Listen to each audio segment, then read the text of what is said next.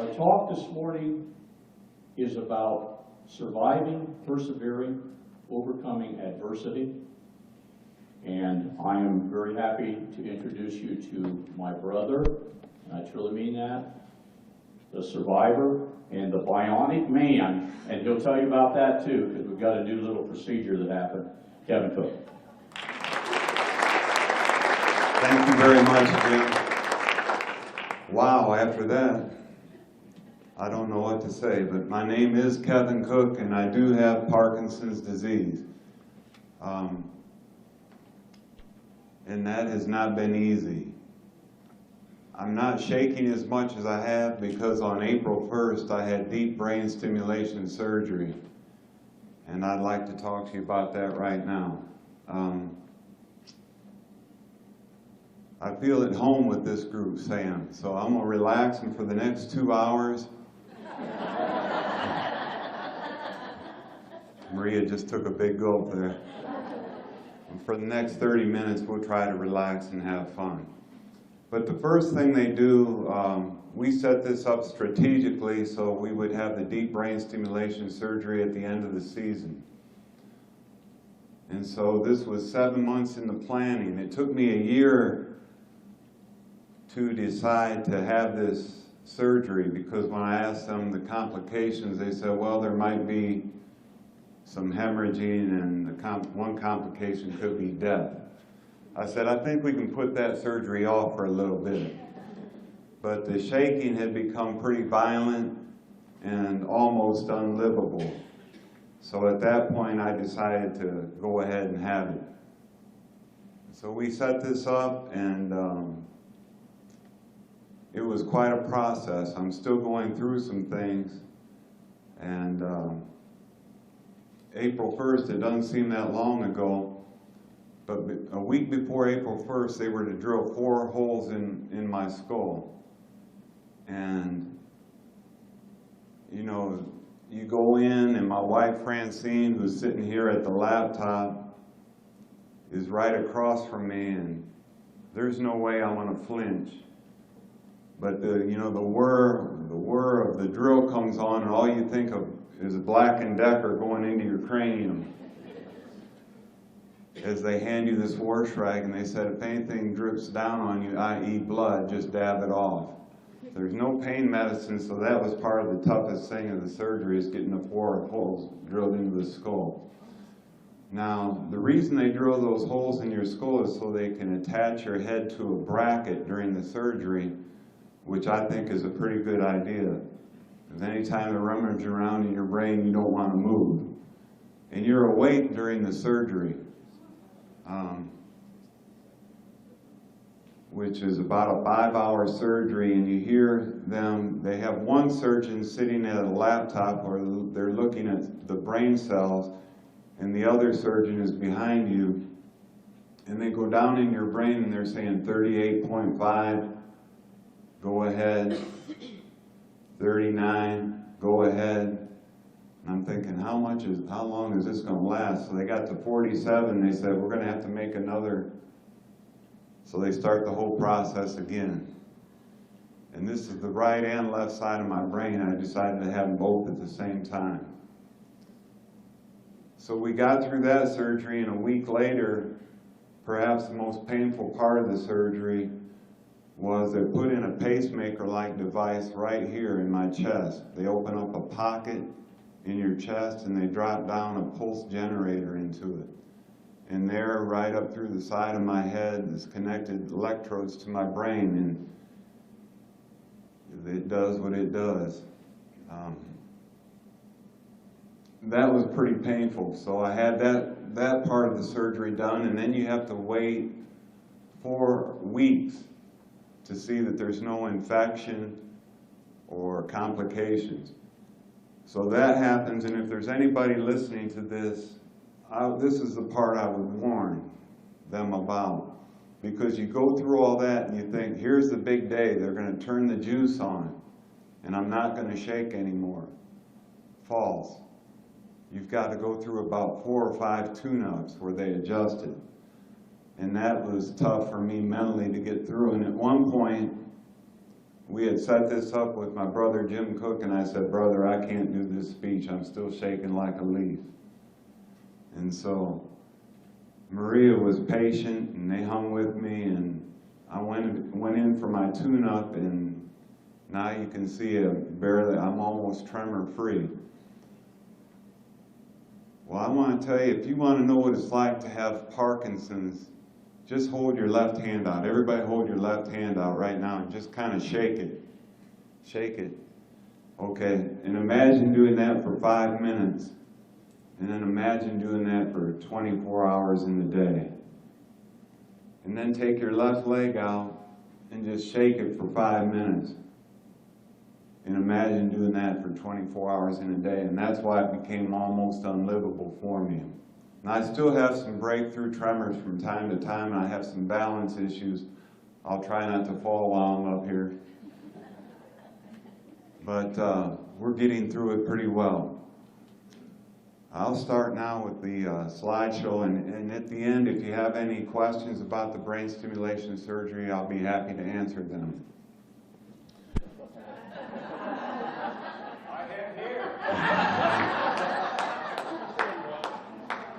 We both had a little more hair then.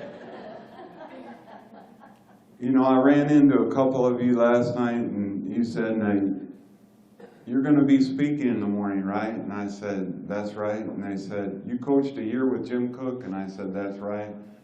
They said, oh, after coaching a year with him, we can make sure you can get through anything. But it's important to have great role models, and Jim has been that for me, and he's been a dear friend that I could call upon many times throughout my career, as I have called upon him. And he's been a pillar, and you know his sense of humor has gotten me through a lot of tough times. Well, as he said, after I left Urbana University, I went to the University of Kansas as a graduate assistant, and I didn't finish my master's. At the end of the first year, I was full-time. We won 4 Big 8 championships, 4 NCAA tournament appearances, and 1 WNIT. Now that was about 10 years and 10 seconds, and those were mostly non-adversity years where you're just grinding through your career, and so it goes. The picture you see on the screen now is of my only son, Connor. Right when I left University of Kansas, I moved 8 hours to the end of the earth, which is known as Garden City, Kansas. And my son developed a twitch in his left eye. And so I decided to take him for a physical. And the doctor said, Mr. Cook, you have a healthy son. I said, Doc, do me a favor. Look at his left eye. I said, do you see what I mean? He said, yes, I do. Bring him in tomorrow, which was a Friday, for an MRI. MRIs were new at the time. And so we waited through the weekend. And that Monday, about noon, he called me. He said, come on down to the office. I said, it's not good, is it? He said, no. And he had some x-rays hanging in his office. And there was a tumor on Connor's brain about the size of my fist, which is the tumor was on the hypothalamus, which is the control center of the brain. And so every day I would clean his catheter. He was on chemotherapy. And it was during that time that I prayed the toughest prayer of my life. I said, Lord, if there is any way that you can take me and let Connor live. But that was not to be. So I'm still here, so I meant I must have something that I'm supposed to do. So I became even more driven. And I skipped the morning process, and I just threw myself into the work at the University of Houston. And for 2 years, I worked at the University of Houston. Some situations, I'm not for everybody and everybody's not for me. So one day I was driving to work into Hoffheinz Pavilion, and it came on 610 radio, there's going to be a WNBA. And I said, I don't know how, but somehow, some way, I'm going to be a part of that league. And so I made it my business to be everywhere that Van Chancellor was at. I mean, he would have a public appearance, I would be there. And he'd say, Kevin Cook, what are you trying to do? I said, I'm trying to work with you. And so his wife, Betty Chancellor, who's going to have many halos in heaven when she dies for putting up with Van, said, Van, you're going to have to tell Kevin Cook that you're not going to hire him. It's just not fair. So one day, riding up in the elevator, he said, Kevin, I know you want to work with me. You're behind every female coach in America and every male coach I know on a first-name basis. Now that would just knock you down when you have your heart set on working. And so I had a daughter named Kashana, and every day we would pray, Lord, please let Van Chancellor hire me. And so one day we were eating some baked beans. And I said, doggone, those are good baked beans. And Kashana's mother said, yeah, they're Van Camp's. And Kashana said, it's not Van Camp, Mommy, it's Van Chancellor. And so to make a long story short, I was hired by Van. He called me up and he said, you want this job? I said, I sure do. He said, it pays $35,000. I said, I don't care what it pays. I'm in the WNBA. And so it was a great run. As you see pictured there, Cynthia Cooper, Tina Thompson, and Cheryl Swoops, we won the first 4 championships of the WNBA. And they were 10 of the happiest years of my life. We got to put that one back there, Francine. That's Alicia Scott, Van, and myself. And that was before one of the 3 All-Star games that I coached in. That was after our 3rd championships. You might recognize the fellow to the left of me, or to the right of me. That's Carl Lewis. And we made 3 trips to the White House. Francine goes through this one pretty quick. That's Tyra Banks. You can skip through that one, Francine. And there's Jim after he was at one of these SAM conventions in D.C., and this was pictured after a game in Washington, D.C. That was another win for us, a happy time. And this next picture is one with John Wooden. I spent an afternoon with John Wooden, about 4 hours. I felt like I was at the right hand of the Pope. It was a great time. He's sharp as a tack at those days. And then I became the head coach of the Nigerian national team, which I don't have any slides up from the Nigerian national team. But that was a great time also. I coached on the world's biggest stage. I coached in the World Championships. In our pool, we're Nigeria now, it's a 3rd world country. In our pool was China, pretty small country, Russia, and the United States. It was the pool of death. And, you talk about being blessed. Over here, we're really blessed. Everybody has a basketball, sometimes 3 and 4. These players on my national team, some of them didn't even own a basketball. And I said that I brought a bunch of rubber basketballs over with me, and we inflated them, we gave them to them. They just gripped those balls in tears running down their face. They were so happy to have a basketball.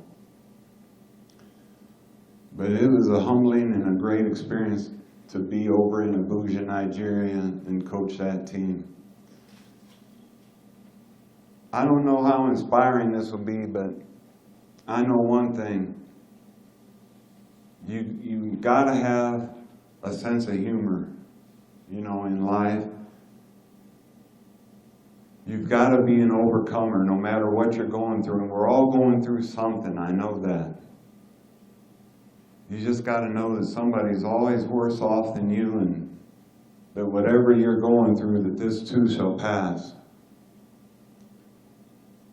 Well, after my stint as Nigerian national team coach, I got the call from the athletic director at Gallaudet University. It was a sprint relay call, first one I had. And I said, this will be quite a challenge. You haven't won a conference game for 64 games. And so Jim mentioned all the success we had. The first year I was at Gallaudet, we won 3 games. The next year we won 6.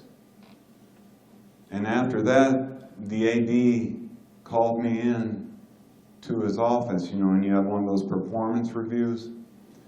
And he said, you're not picking up sign language so quickly. You know, my players joked with me. They said, Coach, you don't have to tell us you moved from Texas because you sign so slow. And that was the truth.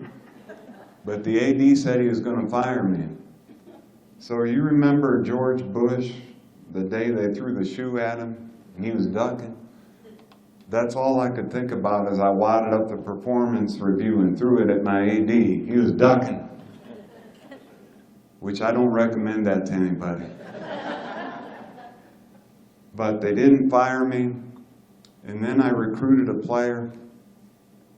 Okay, yeah, I'm getting ahead of myself a little bit here.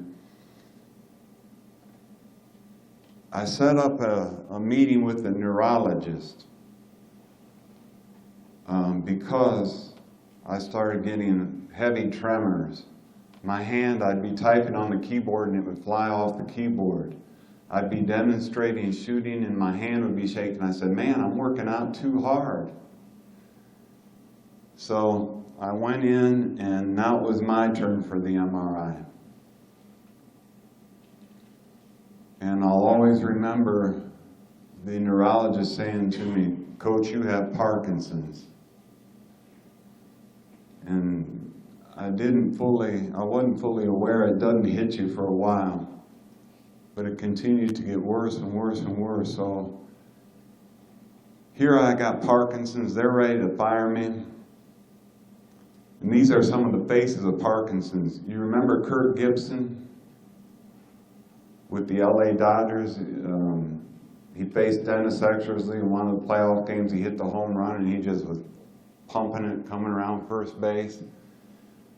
That's Kirk Gibson. He's just been diagnosed, and Michael J. Fox and Muhammad Ali are some of the more prominent faces. Then I recruited a player by the name of Easter Fafidi.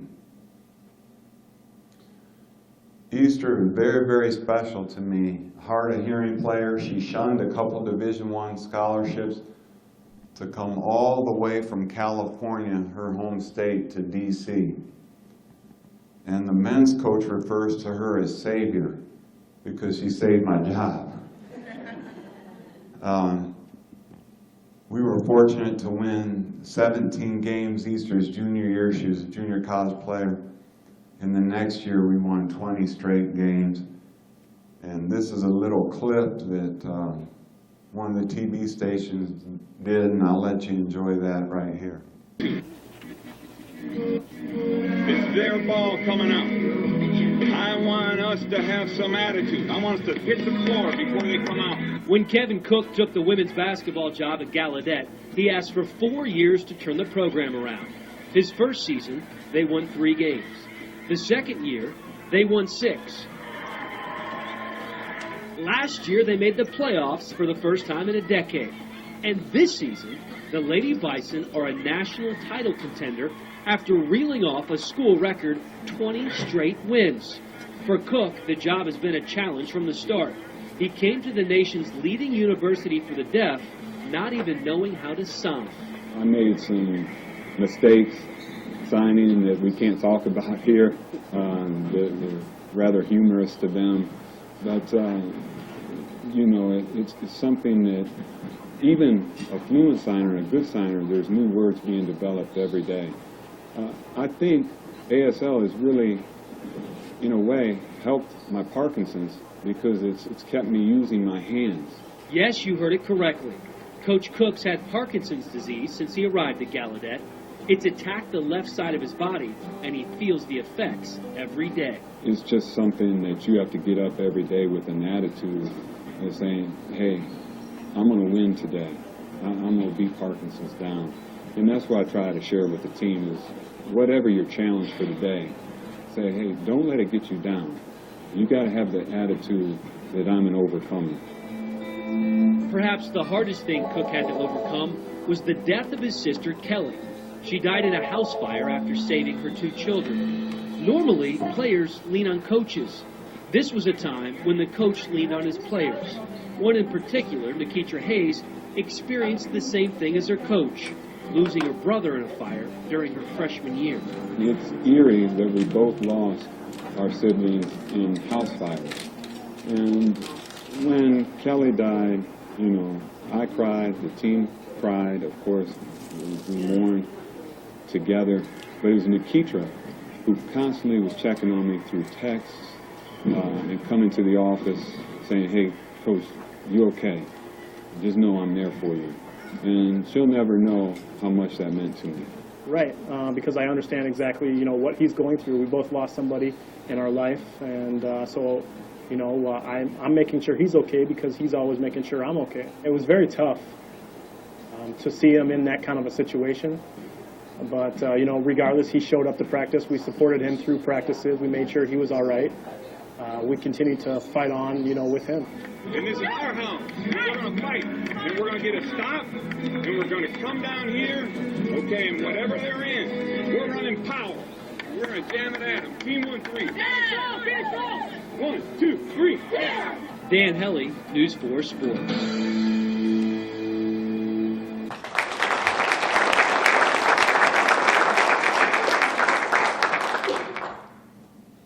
Thank you. And this next slide, remember, I told you I went to Kansas as a graduate assistant to get my master's, and I was derailed because, you know, when you're a young guy like that at University of Kansas and they say that they're offering you $30,000, you think you're rich. And so I jumped on that, and I didn't get my master's till I was 46 years old. And there's a picture of the president and I the day I received my master's at Gallaudet, and that was one of the happiest days of my life. Second most happiest to the day I married Francine. And then it was time, as Jim mentioned, I was commencement speaker at Urbana University, and then I was sitting at a dorm room at the Kentucky School for Deaf. I was a keynote speaker at their athletic banquet, and I received a call from Marlene Stallings, who I had trained for the WNBA, and she asked me if I wanted to become an assistant at Winthrop University. So Francine and I drove down here to Rock Hill and decided that would be the next challenge.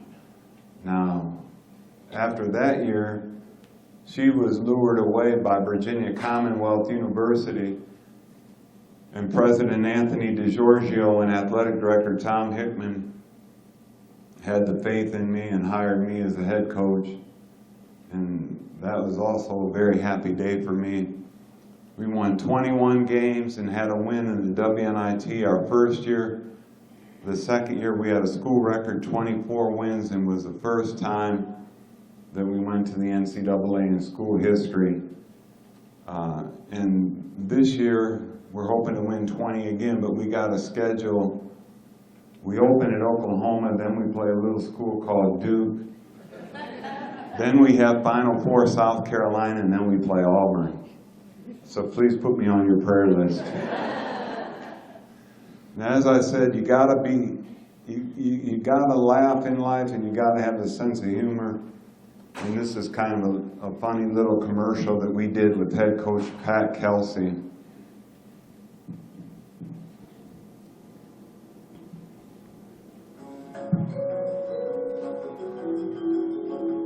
Oh, hey, fellas, this guy's I'm looking for. What's going on? How are you? Good seeing you. How are you? You know my good friend David Hart from Rock Hill Toyota? That's my guy. Well, hey, guys, I got your courteous vehicles ready for delivery. You guys ready? Right now. Right now. What's up? Let's do it.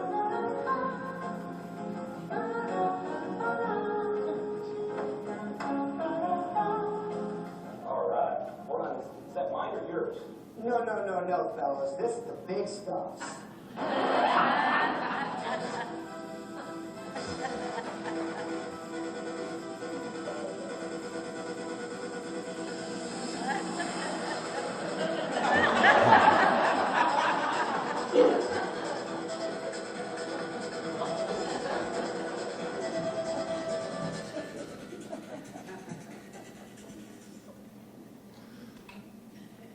You know, I just think laughter is the best medicine, and at my workplace, you know, I try to make it a relaxed environment for my staff. You know, we're constantly laughing, and I just think that's important. And this was a quote by Havelock Ellis. You know, that's part of life. And we're going to go through it. So we might as well accept it. And then you're measured by your bounce back. Okay? Not what knocks you down, but how quickly you get up and get in the race. And regardless of your sense of humor, whether you're handsome like Jim, you're going to encounter difficult times, gut-wrenching times. And so know that in advance. My thoughts on handling tough times come from the late, great Robert Schuller. Tough times don't last, but tough people do. You know, I've got to give a lot of credit to Francine.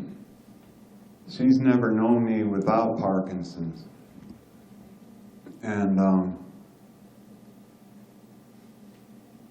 I mean, it's tough when your partner in life is shaking every minute of the day. And I've only got one mother left in my family, and I gotta give a lot of credit to her because she always says, every other call, she says, this will pass, whatever tough time I'm going through, this will pass. And the heavier the storm, the brighter the sun's going to come out in the morning. The 4 ways that I cope with this, because the deep brain stimulation is not a cure, is that accept that pain and adversity are part of life. I mean, we had some terrible shootings down in Charleston a week ago. And they're showing some great resolve down there by getting through that situation. Have faith in something bigger than yourself, and faith that whatever you're going through will pass. This is so important. Build a circle that you can depend upon. A circle of friends. Leave that up there, Francine, for a minute. You know, I've got Jim here, Bob Corwin, Mr. C. I can talk to them throughout the day, but one thing I haven't said about Parkinson's, last year through the medication and the shaking, I only got about 3 hours sleep a night. So you wake up and you can't call Ghostbusters. So you gotta talk to somebody because you're going bonkers. So I happened to build up a circle of friends in Romania. So it'd be about midday for them in Romania at 3 in the morning. It's 10 o'clock in the morning there. So I would email and have chats with Graham, Sir Anthony, Special K, and Lord Tyrell. and they became us great friends and friends to this day. So you gotta have some people, and let me tell you, those 4 guys talked me off the ledge a couple times. Most important, learn from others, because there's always someone worse off than you are. All I can say is Merry Christmas, because each day that I live now without shaking is a present to me. And make each day your masterpiece. I hope that you've gotten something out of this. I know I really appreciated it. Thank you very much for having me here.